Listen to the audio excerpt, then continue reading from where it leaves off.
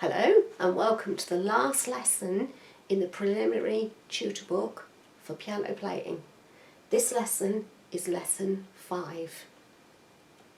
So in this lesson, the teaching aims show you play the high D note, you learn about G position, and you learn about crossing fingers over for the first time in G position and C position. So the first thing that the book introduces you to is the high D note. Now you've already learnt the low D, which is this one here, but we're now talking about the high D, which is shown on the stave here.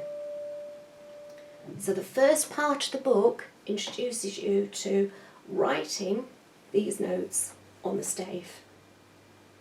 Now by learning this new note, the high D note, it means we're in a position to learn another new position, which is the G position. So if you put your thumb on the G in your right hand, there is your high D note, which is your little finger in the G position. Okay? Now the same rule also applies in the left hand, here. So if you do that in the left hand, you can see that you're playing a middle D with your thumb.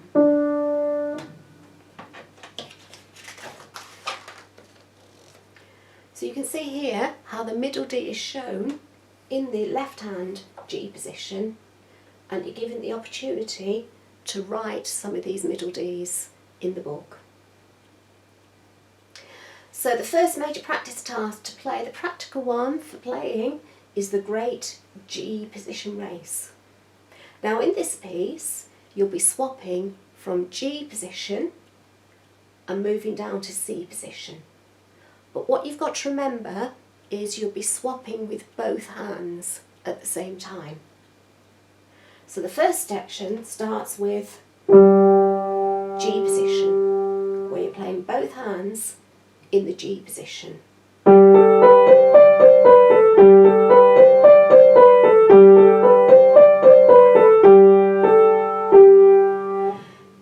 If you look at bar 5, you move down to C position in both hands.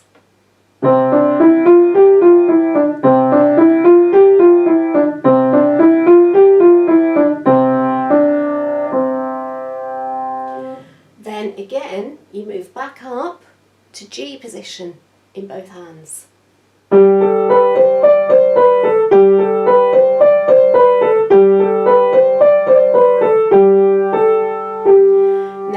Section is a unison section.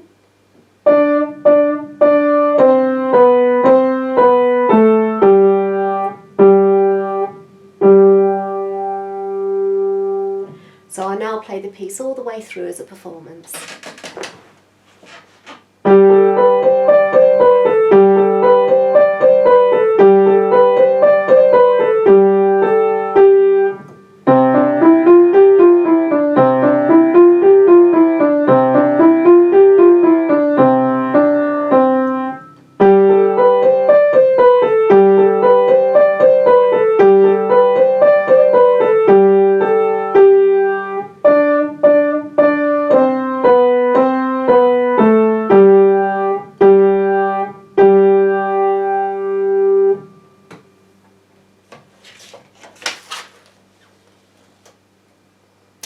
Now you have the chance to try a second piece in the same hand position, the G position. And this piece is called the Extraordinary Exam Chant. You'll notice it has a repeat mark, and it also has some tied notes, so you need to watch out for those. It also has quavers in, and there are sections as well where the left hand doesn't play and you only play with the right hand. So make sure when you play this you look at all the detail. You'll also notice that the piece is in the key of G because you've got the F sharp shown in the key signature.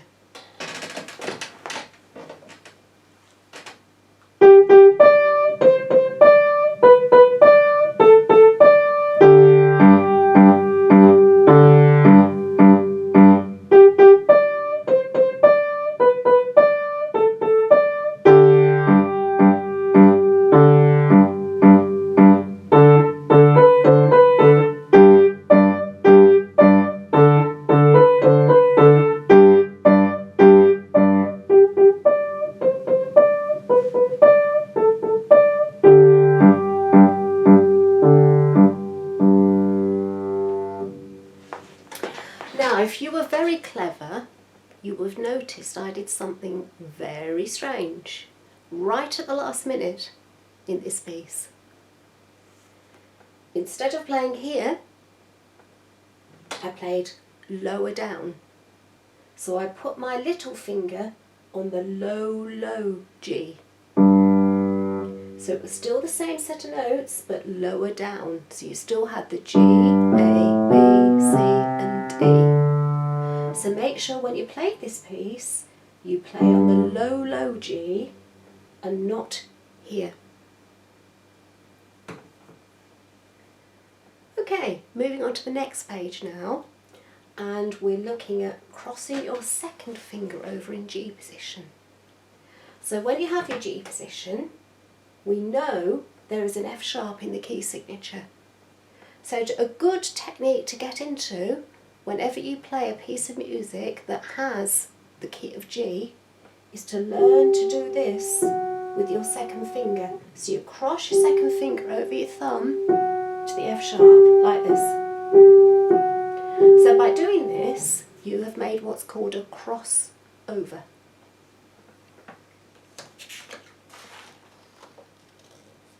Now this crossover action can be seen in the next piece called Sweet Chocolate. So if you look here at the last two bars of this piece, you will notice the finger numbers show you the crossover action here.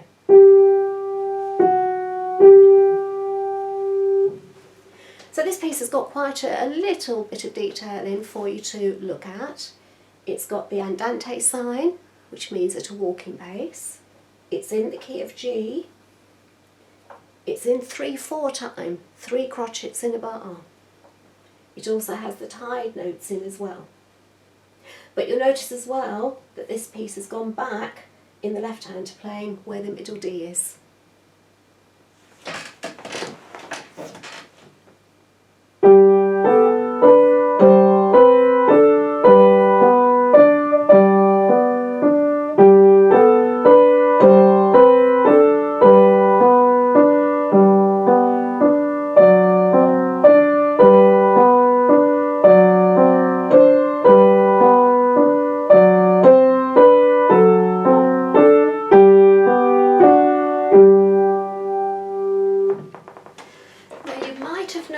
As well at bar 9 that you have an F sharp written.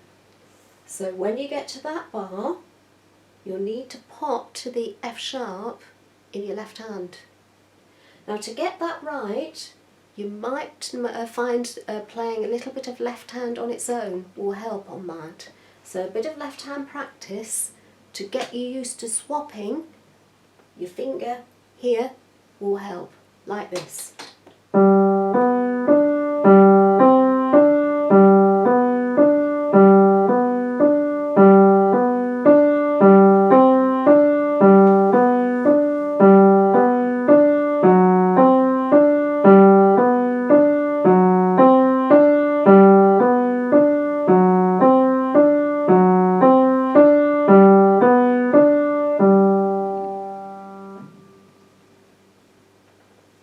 Now we've learnt now how to do the crossover in the key of G.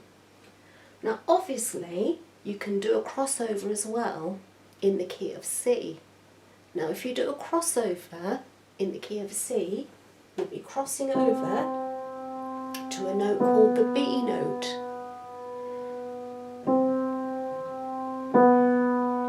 And this note is clearly shown in the book here. So finally, in the lesson 5, we have a piece called Running Fast. Now this piece has sections in the key of G. We're going to put your F sharp in. So you start in G position, then you move down to C position, but you'll notice that at the end of each of these sections, you've got your crossover action, either in the G crossover or the C crossover. So it's quite detailed this, and it will take a little while to master, so you need to do plenty of separate hand practice to get this one right.